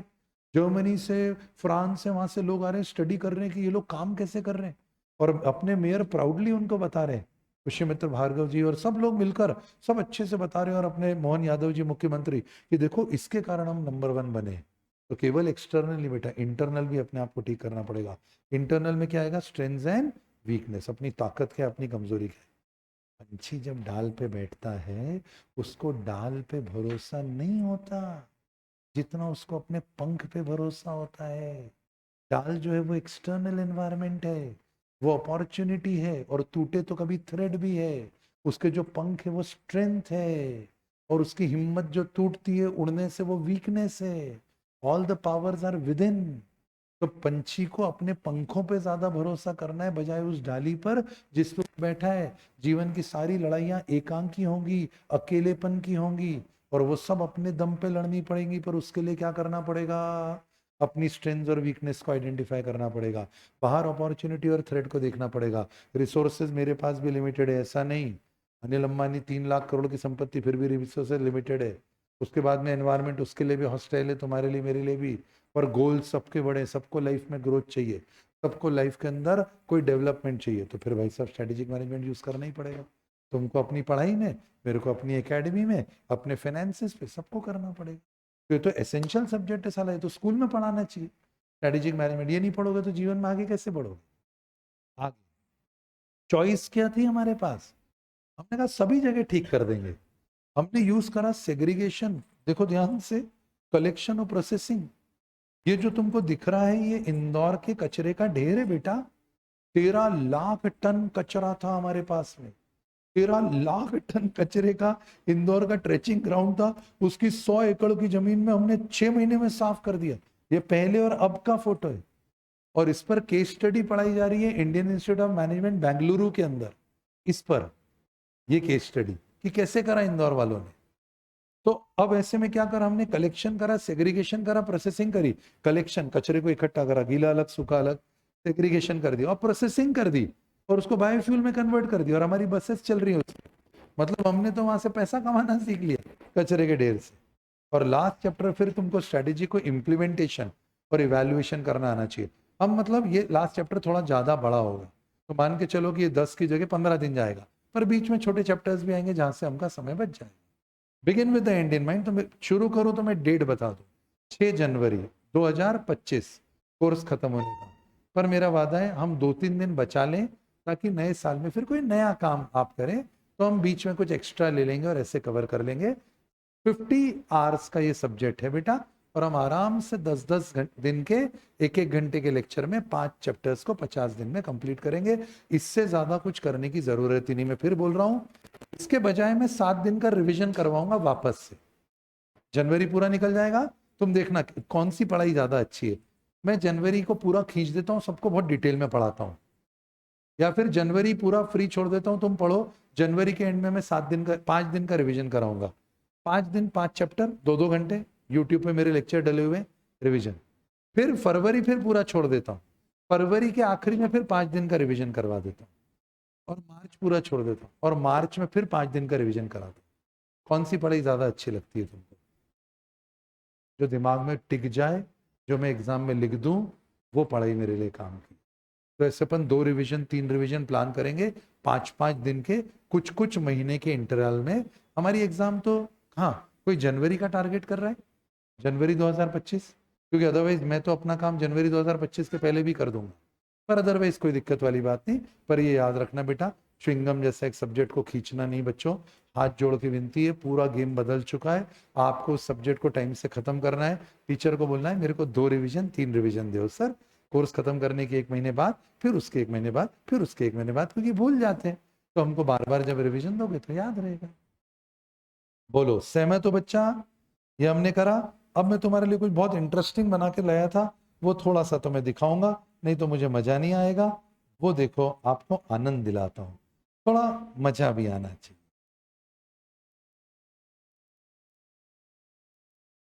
ऐसे ऐसे बेटा दुनिया ने ऐसे भांति भांति के लोग ईश्वर ने तैयार करे। मैं तो कभी कभी ईश्वर को तो वाह यार, ये भी आप ही का प्रोडक्ट है क्या, मानना पड़ेगा यार। डाइवर्सिफाइड रेंज ऑफ प्रोडक्ट बना के रखे, जिनमें एक बाबा रामदेव है, हल्के में मत लेना, नागा बाबा थे ये। कोई वस्त्र न पहन के योग सिखाते थे, साइकिल पे जाते थे, और इनके मित्र कौन, आचार्य बालकृष्ण और रामदेव, ये दोनों ने जीवन की शुरुआत करी। नागा बाबा हिमालय में निर्वस्त्र घूमने वाले। और आज की अगर गूगल पे जाके सिर्फ नेटवर्थ चेक करो और मेरे को बताओ, नेटवर्थ ऑफ बाबा रामदेव, बाबा रामदेव मत लिखो, नेटवर्थ ऑफ पतंजलि, पतंजलि बालकृष्ण भी नहीं, पतंजलि, देखो ना, चेक करो, तो समझ में तो आए कि आदमी बड़ा कैसे बनता है। केवल पांडव ही युद्ध नहीं जीतते, केवल फिजिक्स वाला ही 500 रुपए से 10,000 करोड़ की संपत्ति नहीं बनाता। एक नाबा बाबा भी स्ट्रेटेजिक मैनेजमेंट का यूज करके कितना, $4 बिलियन, बाय गॉड। मिलियन मतलब क्या होता है, 10⁻7। बिलियन मतलब क्या होता है, 10⁻9। 4,000 कैलकुलेटर हो तो लिखा लो, 4,000, 3,000 इंटू 3,000 इंटू 10⁻9, मतलब 9 और 3 12 जीरो, और डॉलर कितने का, 85 का। एक काम करो ना, कैलकुलेटर तो उठाओ 2 मिनट के लिए, फिर बताता हूं कैसे बनाइए। मजा तो आए तुमको? क्यों पढ़ना चाहिए स्ट्रेटेजिक मैनेजमेंट? तो 3 लिखो, इंटू 85 रुपीज करो, कितना हुआ, 255, और 3,000 के 3 जीरो, और बिलियन के 9 जीरो, 9 और 3 12, 12, और ये कितना निकाला, 200 कितना निकाला तुमने अभी, ये 255, और 12 को जरा 7 पे लाता हूं तो क्या करूंगा, 5 जीरो हटा देता हूं, तो 255 के आगे 5 जीरो लगा देता हूं। 255 के आगे 5 जीरो को बोल के बताओ क्या बनता है, 255 के आगे 5 जीरो, और उसके आगे करोड़ और लगा दो, क्योंकि 7 जीरो के करोड़ भी तो लगाने पड़ेंगे। भाई साहब दिमाग काम नहीं करेगा, सारी गिनती भूल जाएंगे। और ये वो कंपनी है जिसने नाको चने चबवा दिए, बड़ी बड़ी company, Procter and Gamble, Hindustan Lever, और ये बाबा रामदेव है भाई साहब। पर गलती तो हर व्यक्ति करता है, गलती करी। उन्होंने बोला अरे भाई साहब कितने लाख करोड़, ये अपन ने भी डिस्कस करा है, इतने लाख करोड़ की तो कंपनी है ये। और ये कैसे करा? और ये करा ऐसे कि बोले भाई साहब जब तक वो पतंजलि के अंदर काम कर रहे थे और चूर्ण बना रहे थे और घी बना रहे थे और दवाइयां बना रहे थे और ये सब कर रहे थे, बहुत बढ़िया है। पर ये डाइवर्सिफिकेशन होता है जिसको बोलते हैं बेटा कॉन्ग्लोमरेट डाइवर्सिफिकेशन। गलतियां करी उन्होंने और डाइवर्सिफाई कर दिया कोई अन्य प्रोडक्ट में। 5-10 मिनट का समय देना बेटा, हाँ, फिर घड़ी मत देखना। तो अब जब डाइवर्सिफाई कर दिया और टी शर्ट और जीन्स बनाना शुरू कर दिया और परिधान लॉन्च कर दिया और परिधान लॉन्च कर दिया और यहाँ पर प्रोडक्ट फेल हो गया। हर चीज नहीं चलती है बेटा। कुछ नेगेटिव एग्जांपल भी दूंगा कि क्या फेल हो गया। फेल हो गया, उन्होंने जीन्स भी बनाई, लंगोट भी बना दी। बोले भाई साहब अंदर सैफरन लंगोट पहनने का है। अपन जब पूरे हिंदू है तो पूरे हिंदू बनने का, तो अपने को बिल्कुल लंगोट भी सैफरन करने का।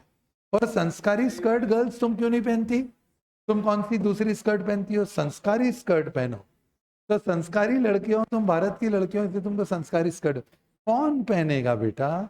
और इसलिए गलत हो गया।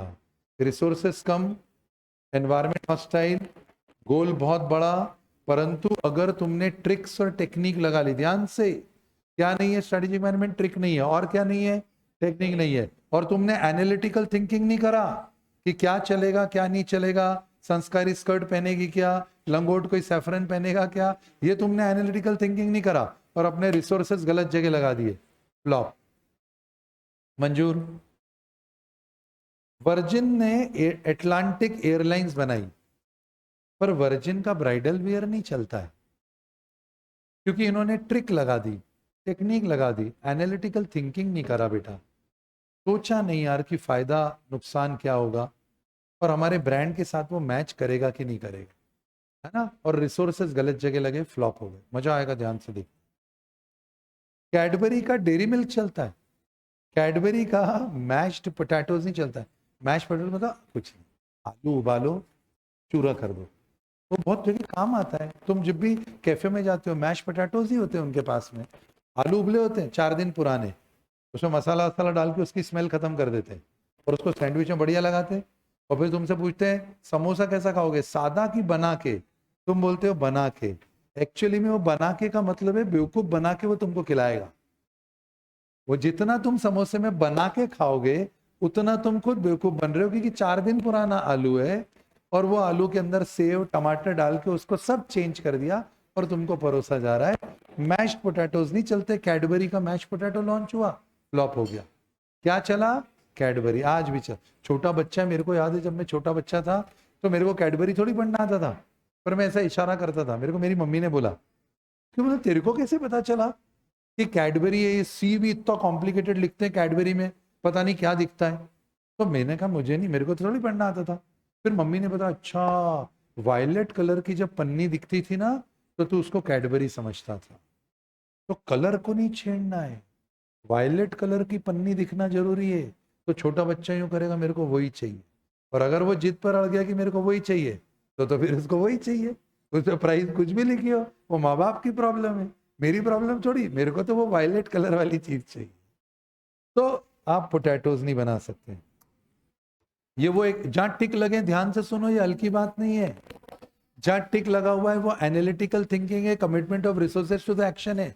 जहां क्रॉस लगा हुआ है वो क्या है? ट्रिक्स और टेक्निक्स। स्ट्रेटेजिक मैनेजमेंट क्या है? नहीं है, वापस से बोलो यार, क्या नहीं है?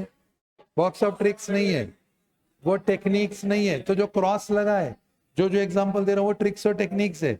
और जहां टिक लगा है वो क्या है? Analytical thinking. और क्या है? रिसोर्सेस को एक्शन पे लगाने का नाम। बहुत बढ़िया। मैगी का नूडल चलता है, पास्ता थोड़ी चलता है। पास्ता को जाके थोड़ी बोलता है मैगी का पास्ता देना, पास्ता देना।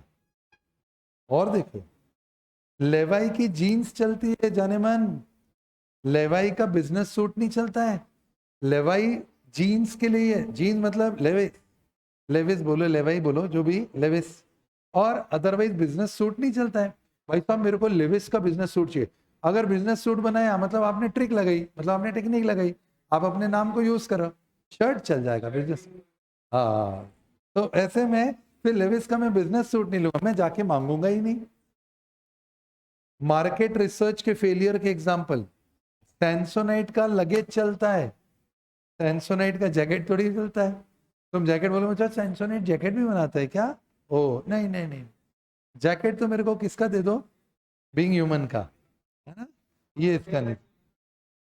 आगे बढ़ते, अच्छा मैंने पहन रखा है, ओके। अच्छा सलमान खान भी कितना इंटेलिजेंट है, उसने ह्यूमन बीइंग को बीइंग ह्यूमन करा हुआ है। Salman Khan is good at heart. Salman दिल का तो अच्छा है, ये तो अपने को पता ही है, दिमाग का गर्म है, बात अलग है। ह्यूमन बीइंग होना इंपॉर्टेंट है कि बीइंग ह्यूमन होना इंपॉर्टेंट है? ह्यूमन बीइंग मतलब इंसान, तुमको नहीं पता हो तो मैं बता दूं, क्योंकि 2 महीने में तुमको सब सीखना है जो मैंने जीवन में आज तक सीखा है। बीइंग ह्यूमन का मतलब होता है, ह्यूमन बीइंग का मतलब इंसान, और बीइंग ह्यूमन का मतलब इंसानियत। याद रहेगा, कोई कोई भी हो तो उससे पूछना कि ना ह्यूमन बीइंग और बीइंग ह्यूमन में क्या अंतर है, और सलमान खान ने इसका नाम बीइंग ह्यूमन क्यों रखा है, ह्यूमन बीइंग क्यों नहीं रखा है? ह्यूमन बीइंग मतलब इंसान, पर इंसान जरूरी नहीं, क्या जरूरी है? इंसानियत, दैट इज बीइंग ह्यूमन। अच्छा चीटोस का, ये बहुत चलता है, चीज बॉल खाते हो तुम लोग, पर लिप बाम नहीं लगाते। चीटोस का लिप बाम भी आता है, लिप बाम लगाया गलती कर दी, है ना, एनालिटिकल थिंकिंग नहीं करी, और आपने रिसोर्सेस गलत जगह डाल दिए। फेयर एंड लवली, और भाई साहब इसमें बहुत विवाद हो गया, बहुत विवाद हो गया, 5-7 मिनट देना, घड़ी मत देखना, विवाद हो गया। दूसरे देशों के अंदर ऐसा बॉन्डर, फेयर एंड लवली के जो कॉम्पिटिटर्स थे, उन्होंने लोगों को बोला कि तुम्हारे रंग पे कमेंट कर रहे हैं और तुम फेयर नहीं हो तो क्या ब्यूटीफुल नहीं हो क्या? तो उन सब लोगों ने मिलकर, ऐसा कॉम्पिटिटर ने इनके अगेंस्ट में बवंडर मचा दिया और फेयर एंड लवली का नाम खराब कर दिया। तो उन्होंने बोला ठीक है साला, नाम खराब तो खराब, अब फेयर नहीं बोलेंगे, क्योंकि जो गोरा नहीं है वो सुंदर नहीं है, ऐसा तो नहीं होता है ना, डार्क इज ऑल्सो ब्यूटीफुल। तो उन्होंने नाम चेंज कर दिया ग्लो एंड लवली। तो ये glow and lovely was a strategic move, ये एक एनालिटिकल थिंकिंग थी और रिसोर्सेस को एक्शन पे सही लगाया था। नाइके ने बहुत बड़ी गलती कर दी, ट्रांसपेरेंट जूते वो दुनिया में लेकर आया सब जगह, पर जैसे ही इंडिया में ट्रांसपेरेंट जूते लेकर आ गया, ये बहुत बड़ी गलती हो गई भाई साहब नाइके की, क्योंकि अपने यहाँ इंडिया में तो फटे मोजे भी पहनता है ना व्यक्ति, भाई फटे मोजे क्यों नहीं पहनेगा? बोलता है अंदर है यार, दिखेगा थोड़ी, कोई दिक्कत नहीं। तो अपन अंदर भी जो अंडर गारमेंट्स होते हैं फटे होते हैं, छेद वेद हुआ तो फेंकते थोड़ी है यार, इंडियन आदमी ना।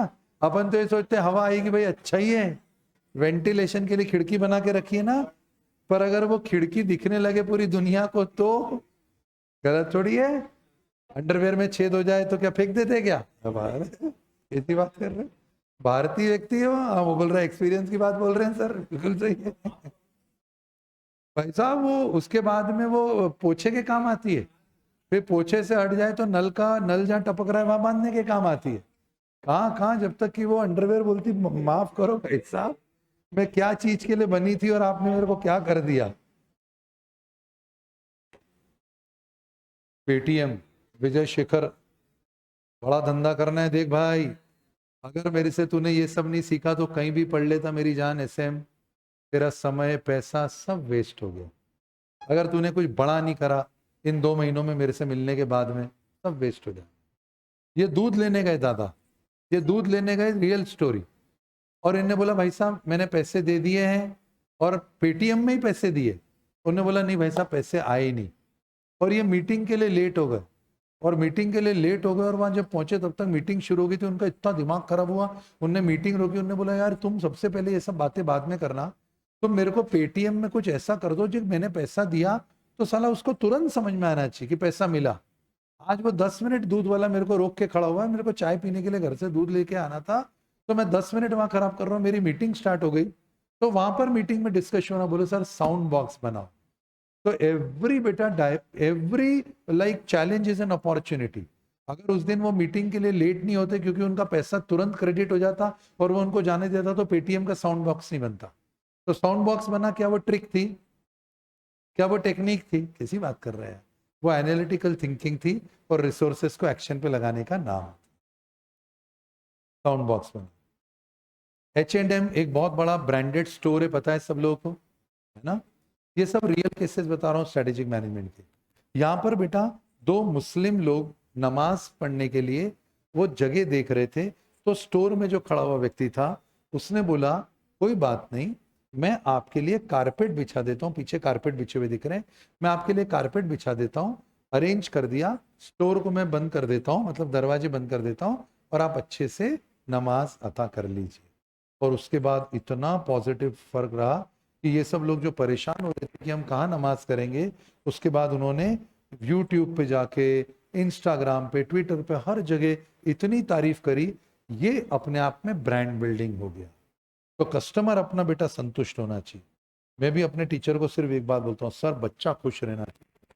अभी तो मैं क्या क्या करने वाला हूँ, मैं ऐसा ऐप में रेटिंग करवा दूंगा बच्चों की। कोई टीचर जैसे भैया अनिकेत भैया है, तो अनिकेत भैया को भी रेट करोगे आप। अनिकेत भैया ने अपने से अच्छे से बिहेव करा तो 5 स्टार रेटिंग, नहीं अच्छे से रेट करा 1 स्टार रेटिंग। इनके प्रमोशन जो होंगे वो तुम्हारी रेटिंग से जुड़े होंगे। बताओ, जब ऐसा एनवायरनमेंट बन जाएगा, स्टूडेंट सेंट्रिक एनवायरनमेंट, तो हर व्यक्ति ऐसा हथेली पे रखेगा। और तुमको चमकाने में कितना मजा आएगा कि देव अभी रेटिंग 1 की मैं आपको, ये काम कर रहे हो कि नहीं कर रहे। तो अनिकेत बिल्कुल नहीं सुनना है, कहना दे दे रेटिंग नेगेटिव, है ना। Life saving dot, life saving dot जीवन बिंदी सरकार की योजना है। उन्होंने देखा कि गांव में महिलाओं को थायराइड की कमी के कारण एक भयंकर ब्रेस्ट कैंसर होता है, फाइब्रोसिस्टिक ब्रेस्ट डिजीज। और ये डिजीज को दूर करने के लिए उन्होंने लाइफ सेविंग डॉट्स बनाए, और लाइफ सेविंग डॉट्स को बांटना शुरू करा। क्योंकि जब उनको आयोडीन की गोली देते तो वो गोली को नहीं खाती और बीमार पड़ती और ब्रेस्ट कैंसर होता। और उसकी जगह जब ये दिया, बिंदी लगाई, तो बिंदी से वो अंदर आयोडीन गया और वहां से आयोडीन की डिफिशियंसी खत्म हुई। खबरदार किसी ने स्ट्रेटेजिक मैनेजमेंट को बोला कि वो ट्रिक है या टेक्निक है। आपको समझना होगा बच्चों, वो एनालिटिकल थिंकिंग है। आपको स्ट्रेंथ्स, वीकनेस, अपॉर्चुनिटी, थ्रेट सब देखनी है और रिसोर्सेज को एक्शन पे लगाना। बैस्किन रॉबिन्स की ब्रांड बिल्डिंग, आखिरी 2-3 मिनट। बैस्किन रॉबिन्स बहुत अच्छा ब्रांड है, बहुत अच्छा, मतलब ये खा लिया तो कुछ मजा नहीं आएगा। रोस्टेड आलमंड मेरे को इसका इतना पसंद है कि गला खराब भी हो तो भी मैं बगैर खाए जा ही नहीं सकता, अगर बैस्किन रॉबिन्स की दिख गया तो। नहीं खाया हो तो रोस्टेड आलमंड्स मेरे कहने पर खा लेना एक। बैस्किन रॉबिन्स में वो जो फोटो में देख रहे हो, एक बैस्किन रॉबिन्स को एक ऐसी सिचुएशन पता चली, ट्विटर पे एक दादी माँ जो थंडर स्टॉर्म था उसके अंदर फंसी हुई थी और उनको खाना पहुंचाने के लिए कोई व्यक्ति नहीं मिल रहा था। तो ऐसे में वो जो बूढ़ी औरत है, उनकी जो जो उनकी ग्रैंड डॉटर है, उसने ट्वीट करा कि कोई प्लीज मेरी दादी माँ को ये खाना पहुंचा दो, वहां पर स्नो स्टॉर्म है, वो फंसी हुई है, मर जाएगी वो। बैस्किन रॉबिन के व्यक्ति ने उसको पढ़ा और अपनी टीम को बोला कि यार हमको उसकी मदद करनी चाहिए। आइसक्रीम कौन खाएगा ऐसा जब तूफान का माहौल है, चलो अपन उसको ये देकर आते हैं। वो सब गए और उस महिला को ये सब दिया, और विश्वास करो ये न्यूज बराक ओबामा ने पढ़ ली और देख ली। और वो बैस्किन रॉबिन्स के स्टोर में आए और उन्होंने इंटरव्यू दिया, दिस इज रियल अमेरिका, जो लोगों की मदद करता है। क्या बराक ओबामा को ब्रांड एम्बेसडर के रूप में कोई रख सकता है? किसी कंपनी की औकात है कि बराक ओबामा को ब्रांड एम्बेसडर रख ले? पर क्या करा, एक अच्छा मूव, छोटी सोच नहीं, बड़ी सोच। और ऐसे में क्या करा, ऐसे में उन्होंने उनको ब्रांडिंग के लिए इतना फेमस कर दिया कि Baskin Robins real America, real America मतलब बैस्किन रॉबिन्स सक्सेसफुल हो गए। तो बहुत जरूरी है यार बेटा, एनालिटिकल थिंकिंग होनी चाहिए कुछ भी काम करने के पहले, उसके प्रॉस एंड कॉन्स। तुम जब जो ऐसे जल्दी जल्दी गुस्सा करते हो ना, मेरे को बहुत डर लगता है। मेरा स्टाफ या मेरा कोई टीचर कभी कोई ऐसा टेम्पर लूज करता है ना, मेरे को लगता है यार प्लीज मुझसे सीखो, मतलब कुछ और मत सीखो, मैं कुछ और नहीं सिखाऊंगा तुमको। मैं जीवन में बाउंस बैक करना सिखाऊंगा, मैं तुमको जीवन में एनालिटिकली सोचना सिखाऊंगा, और मैं तुमको विनम्र रहना सिखाऊंगा कि मत रिएक्ट करो करो, रिस्पॉन्स दिया करो। अगर किसी ने बहुत गंदा भी तुम्हारे लिए बोला या गंदा भी तुम्हारे लिए करा, तो तुमको उस समय जवाब देने की कोई जरूरत नहीं है। अगर आप प्रेरक सर के बच्चे हो तो आप कभी ये नहीं करोगे, आप सोचोगे, अगर वो सच है तो स्वीकार करोगे, और अगर वो गलत है तो उसको सही तरीके से राइट टाइम आने पर आप उसे ठीक करके प्रेजेंट करोगे। इससे बड़ी बड़ी जीवन की प्रॉब्लम सॉल्व हो जाएगी बेटा। मैंने तो कुछ बड़ा नहीं करा, तुम जीवन में बहुत बड़ा कर लोगे अगर तुमने इस उम्र में ये सब सीख लिया। जो मेरे को 51 साल की उम्र में समझ में आया, वो मैं तुमको 18 की उम्र में दे रहा हूं। पढ़ाई वढ़ाई होती रहेगी बेटा, तो प्लीज अपने अंदर एक ट्रांसफॉर्मेशन ला, अपने गुस्से को कंट्रोल कर, उसको चैनलाइज कर यार बेटा। मेरे को बहुत डर लगता है आज के लोगों से, आज के बच्चों से। ये जोमेटो स्विगी ने तुम्हारी आदत खराब कर दी है। ये इंस्टेंट इंस्टेंट जो तुरंत तुरंत तुमको चाहिए रहता है, ये रिलेशनशिप भी तुम्हारे स्पॉइल करेगा। ये तुम किसी के साथ लंबे समय तक टिक नहीं पाओगे, उसके नेचर के कारण या अपने नेचर के कारण अलग हो जाओगे। प्लीज बेटा, रिस्पॉन्स देंगे, रिएक्ट नहीं करेंगे। रिगलीज च्युइंगम, पहले रिगली च्युइंगम खाते हो? कितने लोग रिगलीज की च्युइंगम खाइए कभी? अरे खाइए, तुमने तुमने देखा नहीं ये, इसमें से कुछ नहीं खाया।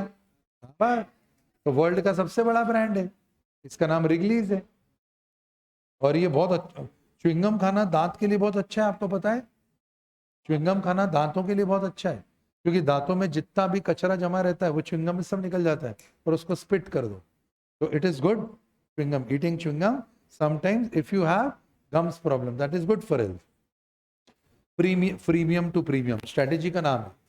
पहले फ्री में दो, फिर थोड़ा सा उसको मजा आए, फिर उससे प्रीमियम ले लो। पहले यूट्यूब पे फिजिक्स वाला ने फ्री में लेक्चर डाले, फ्री में जब लोगों को मजा आना शुरू करा, 500 रुपये लिए, 1000 रुपये लिए, और अब इतना बड़ा ब्रांड बन गया। क्या करा? पहले वो साबुन बेचते थे, आखिरी केस स्टडी, एक दो बस, साबुन बेचते थे, साबुन के साथ में बेकिंग पाउडर फ्री देने लगे। बेकिंग पाउडर फ्री देने से बेकिंग पाउडर इतना पसंद आया लोगों को कि लोगों ने बेकिंग पाउडर के लिए साबुन खरीदना शुरू कर दिया, जबकि साबुन में दम ही नहीं था। उनको समझ में आया नहीं नहीं, बेकिंग पाउडर बेचेंगे। पर बेकिंग पाउडर को बेचने के साथ में कुछ गिफ्ट देने के लिए च्युइंगम देने लगे, च्युइंगम का ब्रांड बना रिगली। पर बाद में बेकिंग पाउडर से ज्यादा च्युइंगम चलने लगी। उन्होंने बोला छोड़ो यार, अपन तो च्युइंगम का बिजनेस करते हैं। जो फ्री था उसको कन्वर्ट कर दिया प्रीमियम में, फ्रीमियम टू प्रीमियम। जूम क्या करता है? फ्री में आपको दे रहा है, पर बाद में फिर प्रीमियम चार्ज करता है। और इतने सारे ब्रांड्स क्रिएट हो गए। मैंने पहले खाई थी, आजकल तो नहीं खाई कभी। और फिर उसके बाद में पूरे वर्ल्ड में it is the largest selling chewing gum, और इनके बगैर तो लेक्चर खत्म ही नहीं होता है यार। एक बार रतन टाटा जी के लिए जोरदार तालियां यार। क्या क्या बोले भाई साहब, आप क्या थे, आप क्या थे रतन जी। मैं थोड़ा सा बच्चों को 2 मिनट समझा दूं, आप क्या थे। जब भी कोई फोटो खिंचवाते समय ऊपर की तरफ अगर निगाह रख रहा है, वो विजनरी व्यक्ति होता है। तो ये विजन है बेटा, विजनरी है ये। और इन्होंने बोला है कि साहब हम बिजनेसमैन, बोले आपकी नेटवर्थ रिलायंस की नेटवर्थ से कम है, बोले होगी ना, क्योंकि वो तो बिजनेसमैन है और मैं तो ट्रस्टी हूँ सोसाइटी का। फिर फैक्ट उनसे बोला यार रिलायंस आपसे ज्यादा बिजनेस करता है, तो बोले करेंगे ना, वो तो बिजनेसमैन है, मैं तो ट्रस्टी हूँ ना, मैं तो सोसाइटी का ट्रस्टी हूँ, तो सोसाइटी में मदद करने के लिए हूँ। तो ये देखो क्या कहा, थोड़ा पढ़ पा रहे हो। ड्यूरेबल में टाटा प्रवेश दरवाजे, फाइनेंस में Tata AIA Tata capital, automotive में लैंड रोवर जैगुअर। ये तो पता ही होगी कहानी, बताऊंगा ही मैं बाद में कि अपमान करा फिर कैसे उन्होंने लैंड रोवर जैगुअर को करा। देख टेलीकॉम के अंदर टाटा तेजस, क्या क्या है यार। लाइफस्टाइल में देख Titan, Tanishq, fast track, Westside, Trent. ये देख food and beverage, Tata salt, Starbucks को ले लिया टाटा ने, Tata tea, Tetley, Himalaya. Technology में देख टाटा आयॉन, Tata glasses, Tata consultancy. Retail and e commerce Tata Cliq, big basket Tata का ही है, big basket, star Bazaar, Tata neo. देख travel, Taj hotel, Vistara, Vivanta, airlines, air Asia, सारे हवाई जहाज टाटा के। इंफ्रा देख बेटा, Tata power, Tata housing, Tata project. Metals देख Tata steel, Tata metal link, और एरोस्पेस में again Tata. This is known as conglomerate diversification. हम पढ़ेंगे बेटा इसको, कॉन्ग्लोमरेट डाइवर्सिफिकेशन, अलग अलग बिजनेसेस करे और उसकी क्या स्ट्रेटेजीज होती, कैसे करके आप अलग बिजनेस में जाकर प्रॉफिट जनरेट कर सकते हो। ये पूरा खेल आज का था बेटा। उम्मीद करता हूँ एक व्यू मिला होगा, एक विजन मिला होगा, क्या पढ़ने जा रहे हैं, कैसे पढ़ने जा रहे हैं, क्या हमारी स्ट्रेटेजी होगी, और खूब आनंद के साथ, मजे के साथ हम पढ़ेंगे। बाकी की बातें कल बेटा। दैट्स ऑल फॉर टुडे बच्चों। Thank you so much, God bless, take care, love you all and bye bye.